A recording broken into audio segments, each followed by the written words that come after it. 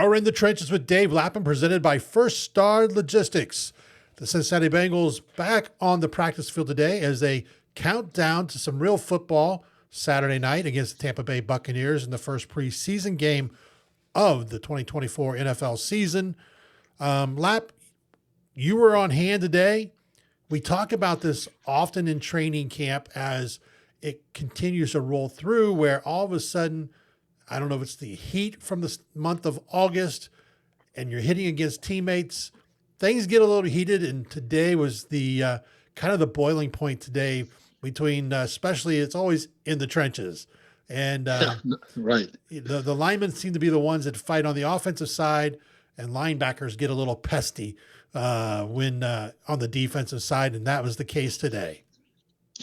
Yeah, as well as defensive lineman. B.J. Hill got involved as well. And you're right, Dave. I mean, it's been a few days in pads now, and there was only one live tackling period for the younger players just to kind of show what they've got at one of the practices.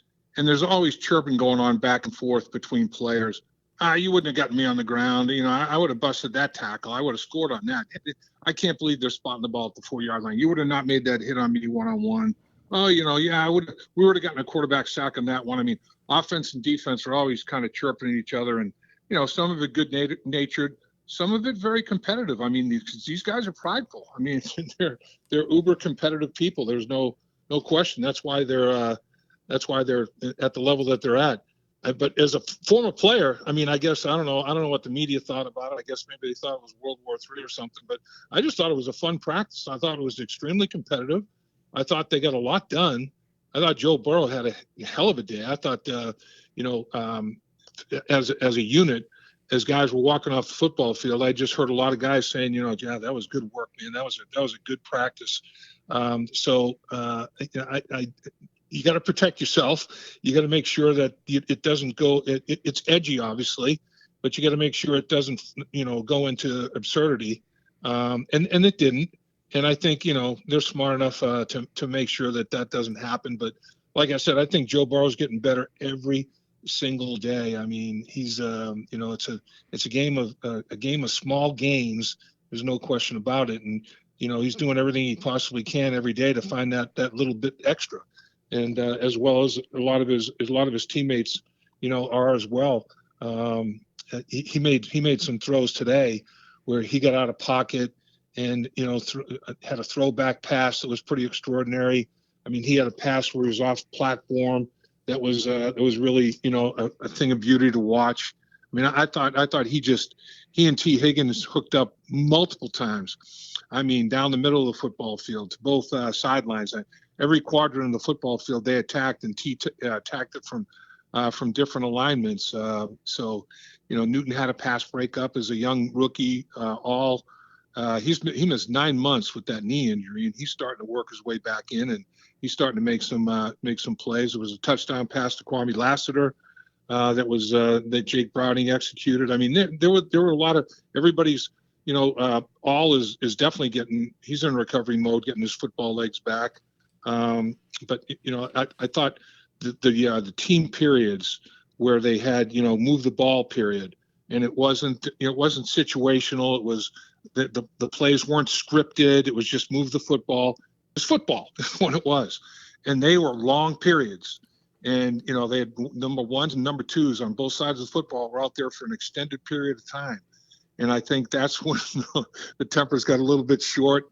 Ted Karras had a little altercation going with Logan Wilson. Kappa came in to join in, and that's when B.J. Hill, ripped his helmet off. Pratt in a drill that was, supposed to have tackling, but there've been a lot of chirping going on about you wouldn't have got me to the ground yet. Well, Pratt took him to the ground, and at that point, all hell broke loose there for a little bit. People took exception to it, and so but again, all football, not anything that is going to linger, not anything that's going to cause hard feelings in the locker room where, guys are going to be, oh man, is this going to turn into a fight in the locker room? Nothing like that. So it's all good.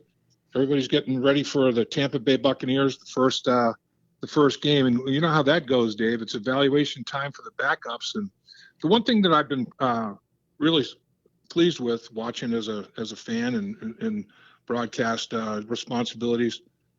Not a whole lot of penalties, and it doesn't appear to be a whole lot of mental errors now. They're in the infancy stages. They haven't installed anything super sophisticated. It's the basic stuff, but there haven't been mental errors even by the young guys. That's apparent to to John Q. Public. I mean, I'm sure the coaches are tweaking and fine tuning things when they look over tape with guys, but there have not been a lot of offside penalties, motion penalties, and I think that's going to be significant when they when they tee it up against the Tampa Bay Buccaneers. Will they be penalty free? Will they avoid mental errors? That's always a big deal. And while talking about getting ready for that game, they did make personnel changes. McNamara, one of the punters, was let go. It's a two-man battle now. Robbins is working against Renko, so and they also got rid of Trey Mosley, let him go at the wide receiver position, and they put Cam Sample on an injury list with his Achilles. He's out for the year, and they signed a couple of defensive linemen. They were thinning the ranks there, Dave. So they went out and they got a couple of guys. They're going to be wearing number 46 and number 47, and number 46 is going to be a young man by the name of Andre Carter, 6'5", 270-pounder, out of Indiana. He was a college free agent with the Jacksonville Jaguars, and they let him go. Bengals pick him up here. And then also another defensive tackle going to be wearing number 47, Joshua Pryor, 6'4", 280-pounder in his second year out of Bowie State. College free agent with the Redskins. He played in 7 games last year, had a special teams tackle. So those two guys enter camp. I know there was a third defensive lineman that they were looking at, and he was getting a physical. He had to go to the hospital to get his physical, and I'm not sure what took place there. I guess he was maybe arrived a little bit later in the day, or maybe they decide not to sign him, or whatever the case may be. But they're beefing up a place where they're a little bit short going into that first preseason game, and I'm going to be interested to watch some guys, Dave, as this first preseason game comes upon us. And there's, from a former offensive lineman standpoint, there's a couple of guys that I'm going to be watching. Jackson Kirkland, big old number 60. I mean, this kid is he's got the body for the National Football League. There is no question about that. I mean, his stature, he's long, 6'7", and he weighs 328 pounds. He's got very long arms. He's very strong. He's just, he's making sure he gets that pad level down. That's the big thing with him. But he's having a pretty darn good camp. I mean, he's fighting for a much bigger role. There's no question about that. And another guy that I think is doing a pretty good job handling backups. I mean, he's shown that he can get the job done. Matt Lee, the center who they drafted, and of course everybody's going to be wanting to watch Mims, and there's obviously big reasons for that. But I do think that you got some other young offensive linemen that it's going to be interesting to watch and see what they do in that first live preseason action against a different color jersey. And we've seen it, Dave. I mean, a lot of times players, they shine in practice and they disappear in game. I mean, and who grows, who shrinks in the bright lights. It's going to be an interesting thing to watch. So that's always the tester. I mean, there's a lot of questions that will continue to be answered. It's like, all right, well, he's really having a really good camp. A guy like Yossi, he's having a very, very fine camp. How's he going to do against other people? Is he going to continue to shine that way? Same thing with Charlie Jones. Is he going to be steady and consistent against other people like he has been? Jermaine Burton, I mean, he can be dynamic. Are the things that he does physically is going to translate to the Bengals offensive system in games? I mean, you want to see, that kind of thing. The tight ends, how's that going to shake down? Who's going to be the guy that's going to get most of the targets in that first preseason game? Who's going to step up at the tight end position? Like I said, Matt Lee has been stout against some of the backup defensive players when he's worked against them in practice. Will that translate? Will it translate for other guys on the defensive side of it. When you're looking in the secondary, these young players, Josh Newton, Dejon Anthony, these guys have shown up. Lance Robinson, I mean, he's another guy that is going to be interesting to watch. And Darren Simmons with special teams is going to have a big say in that, in terms of making decisions there. At the linebacker position, are you going to keep 5 because of the new kickoff rule? Or is it, it's going to be best man, obviously. Will it be a 5th linebacker? Will it be an extra defensive back? Will it be an extra tight end? But, you got a bunch of linebackers that are fighting for that 5th linebacker position. It's Shaka Hayward, Devin Harper, Aaron Casey, guys like that. It's like, man, it's time to show something. So there's a lot of things to watch in this first preseason game, as there always are. And of course, the big question is, how much will the number one players? Will it be a series? Will it be a quarter? I think potentially, Dave, it could be a feel. If they go out and don't play well for a series, they may take another one. If they go out and play really well in a series, that may be the end of the show. But it's not going to be an extended period of time. But I think you're going to see, players out there. And I think it goes along with what they're doing here at practices. This practice was very physical. Team periods were the biggest part of practice, and that's football. I mean, go pretty physical, thump, go after each other, finish blocks, not necessarily tackle, although Jermaine Pratt said, I'm going to take you down one time. But yeah, and there was a lot of competition going on between, both sides of the line of scrimmage, like you say, in the trenches, Dave. And I mean, it was good, man. It was fun. I really enjoyed it. I mean, it was football. That was practice as I remember practice. And I think that they've been pretty physical at practices this year, I think, with an intent. And what is that intent? To get off to a faster start. And I think they are going to play more in the preseason. I think those joint workouts, I'm looking forward to seeing the intensity of those against the Chicago Bears and the Colts. I mean, I think this is going to turn out to be, if not the most physical, one of the most in the tenure of Zach Taylor. You're in the trenches with Dave Lapham, presented by First Star Logistics. If you're looking for a career change, be sure to visit firststarlogistics.com to learn more about openings with one of the fastest growing companies in Cincinnati. And as Lapp and I can attest to, a great place to be at. A lot of fun going on at First Star Logistics right now, as they're having their own Summer Olympics like they do every summer. And it gets very, very competitive in a very competitive field. So it's going to be interesting to see how the First Star Logistics Olympics finishes, as the U.S. is doing very successful.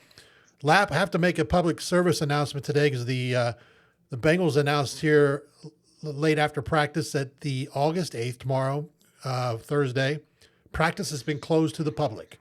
Right. And so we're going to make sure, so fans, if you're listening, so you know that practice closed tomorrow, August 8th, Thursday, August 8th, to the public. And I think there's a reason for that, Dave, is that I think they're going to go in the stadium. And I think what they're going to do is introduce the young players to the stadium. I don't think they want them to go into the stadium for the first time the night of the game. I think they want to get them familiar with the surroundings, the locker room, what it's going to be like to come out of the tunnel, on the football field, just get a little bit of a feel for it. And I don't think that's unwise by any stretch. I think, obviously it's going to be different on game night with the place packed with people. But at least, get a feel for what the turf's going to be like, get a feel for all that sort of thing. And, they spent some money renovating putting new turf in and all that sort of thing. So I think it's going to be an introduction that's an intelligent one before the actual game for that practice, because it's going to be I don't think it's going to be as physical as today's, Dave. I think they're going to start to let them get their legs back, but I do think it'll be fairly intense. I think, again, Trey Hendrickson was back. I wanted to mention that as well, Dave. He was in equipment today, but he didn't do anything in team drills. They're going to be ramping him up. He did some individual drill work. Trent Brown is ramping up still as well. He was out there in pads again today.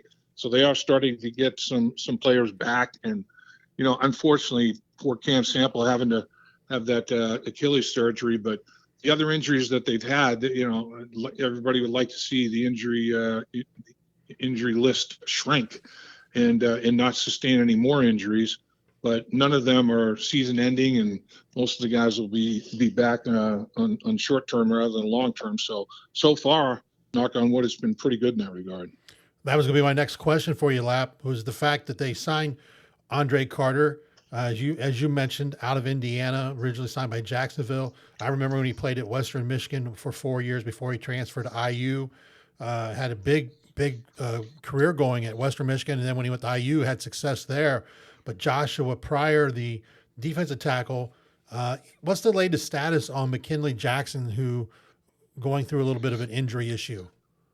Yeah, he was walking around today very stiff-legged with a big old brace on that left leg. So that left knee, I mean, it's not season-ending by any stretch.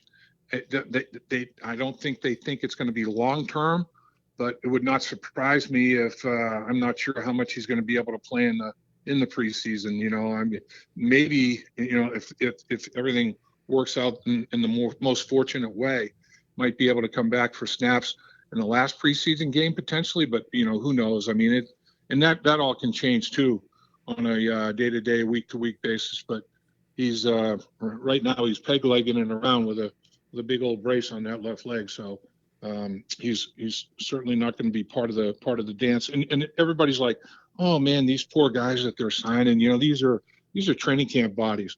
Well, I'll tell you what, there's a lot of guys playing the game of football that would love to be a training camp body. I mean, it's like any way that you can show more tape, show what you can do in a professional camp. There's only 32 of the darn things on an NFL level. And if you're in a training camp at any point in time, you never know. I mean, you're going to be in the Rolodex file of every team in the National Football League. Yeah, that guy, he was just at training camp with the Cincinnati Bengals. Shoot, let's put him on our practice squad. And I'm talking about during the course of the season if it doesn't work out on final cuts and everything. And plus, there are other leagues from a professional standpoint you can participate in. So it's like, yeah, why would you go and be a practice squad player? Well, man, I'll tell you what, a lot of players walking around the streets would look at it as a badge of honor to be in a training camp on an NFL football team in any way, shape, or form. And that's exactly where these guys are looking at it. They're looking at it as an opportunity to go up against players and show something, and you may get some snaps in this first preseason game because the ranks are thin. We're talking about these defensive linemen that, have missed time. Trey Hendrickson, Sam Hubbard was not in pads yet. Sam's not playing. Trey's not playing. I mean, a lot of these guys aren't going to play. But another guy I think that deserves a little bit of mention, who really worked on his body as well, Dave, is Zach Carter. I mean, this kid has a good work ethic, man. He's bigger, stronger. I mean, he's going to be a guy that with Cam Sample going down, he in a pinch, he can go out there and give you snaps outside as well as inside, where he's much more comfortable. B.J. Hill can do the same thing in a pinch. They do have some versatility up there. But it's going to be interesting to see how these guys that have worked so hard. That's the thing. You bust your butt, and again, the high profile guys, the Joe Burrows of the world. I mean, that gets talked about a lot. But these trench guys that are rotational players, it might not get talked about as much. But a lot of these guys worked their tail off. I mean, and the offensive lineman, the defensive lineman, is going to pay off. And it starts with this first preseason game. So you want to put as much good tape out there as you possibly can, and hopefully all that work that you put in the off season, you get a payday out of it.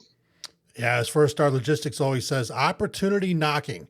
Anytime you can put on an NFL uniform and get out on the field, as you said, you have an opportunity to make something happen for yourself, and that's more than most people can ask for that love the game of football.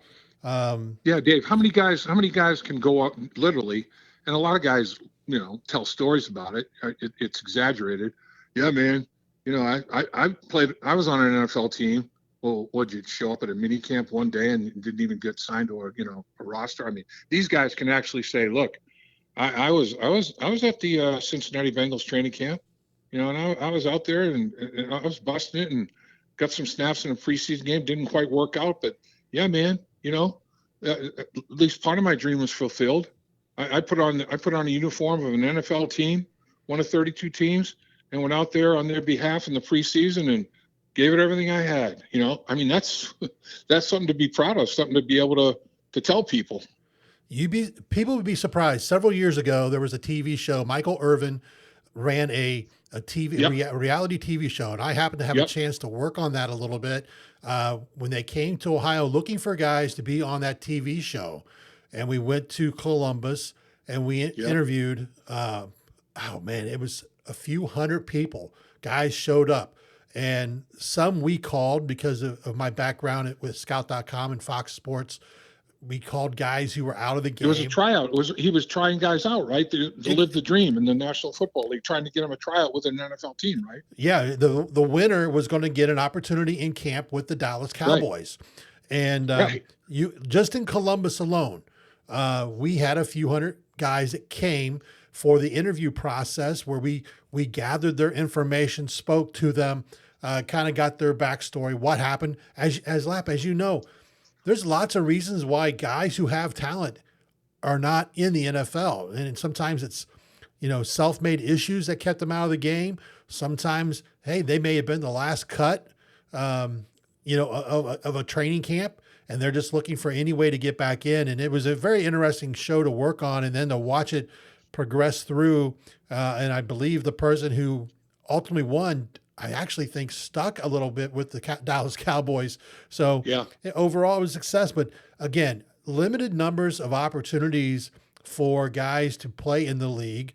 It is, people think, hey, just because you went and had I talked to a young man I know played at Ohio State here recently. You're not guaranteed, even if you play and star at Ohio State, to get one in a camp of an NFL team, let alone maybe make a practice squad. And that's changed so much over the course of the last few years because when COVID happened, they expanded the practice squads. They changed the way they ran the practice squads. So there are a few more opportunities for guys. And then we get into the spring leagues and so forth. And again, the Bengals, a prime example of they bring in another guy who had a great spring and is carrying it over into a camp in the NFL with the Bengals right now. But as you know, Lap, you play one season, you had to experience that when you left the Bengals and went to the USFL. You didn't have a break, so that's a testament on the body because the body's taking a beating. Oh, no doubt. They're right now there are 90 guys in NFL camps. There's 32 teams, so you're talking about 3,000 bodies. I mean, literally, that's what we're talking about here. Less than 3,000. The roster, when they have the final roster, excuse me, down to 53, that's 5 are going to be deactivated for game day, but there's a 53-man final roster that expands to 69 because of the 16 practice squad roster that we're talking about that was COVID related and everything. And the way there's attrition with injury in the National Football League, they feel like that's a pretty good number. So. Let's 70 players, less than 70, but say round it up to 70 times 30, that's 2,100. So, I mean, you're talking about, 2,200 guys that are on the 69-man roster. You pare it down to the 53, then you pare it down to 48. I mean, to say that you were in a training camp and you were all the way to the last cut, you're talking about you're in the final decision-making process of between 2,500 and 3,000 guys. And think of all the guys playing football. For you to be involved in a training camp in a 90-man roster at any point in time, you're a damn good football player. You've had a track record of success at high school, collegiately, and trying to not have the door closed on you at the professional level. So, and hats off to any of these guys that get an opportunity, and you never know, what it might lead to. You just don't. You never know. So it's going to be interesting to watch all these guys compete, and everybody's competing for different things, obviously, and everybody's prideful. There's no question about that, and everybody wants to put their best foot forward and show the best performance they possibly can. That's one of my favorite things, is to watch the training camp roster be formulated and then pared down, and the reasons for paring it down, and injuries that might occur, and adjustments that you make because of the injuries from a personnel standpoint. And hopefully you don't have to do much schematically. Hopefully it's not somebody that is like a Joe Burrow type person. You don't want to sustain any more injury at that quarterback position with him. And I mean, there's just so much, and it's a very interesting process. There's no question about it. And the organization, the front office people have, they got to worry about the 90 and the 60, the 69, but the players, they're focused and honed in on, I want to make that 53-man roster. I want to make the 48-man roster. I want to be a starting player. I mean, there's just so many levels to it. So it's not easy, and it's a competitive environment, man. You gotta make sure you eat right, you get your rest, you take care of your body, you try to avoid injury, you don't make mistakes, you put your best foot forward every single day. You don't want to have a day where, for whatever reason, man, so-and-so didn't show up at practice today. What the hell was wrong with him? You don't want coaches saying that. And you definitely don't want them saying it when it's a scrimmage or one of these controlled practices, or, a preseason game or whatever. So, man, you got to, it's a physically and mentally exhausting experience. But, man, you talk about adrenaline rushes, you talk about rewarding. It's there's nothing like it. There is nothing like it. I mean, you talk about teamwork. You talk about goal setting with your team, your players. Man, I mean, you do that in the work environment. When you're done playing, but there's nothing like going out there and 22 guys to start a football game, and 48 guys that are on the roster that day getting it done. There's nothing better. Cincinnati Bengals will have a practice on Thursday. They will take a day off, which technically, as Lap and I know, really not an off day. It's off day is probably putting the pads on, but they're probably meetings as they prepare for the Tampa Bay Buccaneers Saturday night, 7 p.m., Paycor Stadium. You have been in the trenches with Dave Lapham, presented by First Star Logistics. Do us a favor. Help us keep growing this channel. Like the videos you see, subscribe if you've not done so, and also comment. We love comments, and it helps the interaction and gets more people involved. And, tell your friends about Dave Lapham in the trenches. Until next time, this is Dave Burke for Dave Lapham. Hoo-day. Hoo-day, Dave. Dave Lapham here, and every day I am grateful for my experience to have played professional football. As a player, I realize self-motivation, leadership, and appreciating your teammates are key. At First Star Logistics, you can use those same attributes to create the life you want for you and your family. Build your future by working hard like I did. You'll see results both on and off the field. Call First Star Logistics today and be part of our winning team. Opportunity knocking.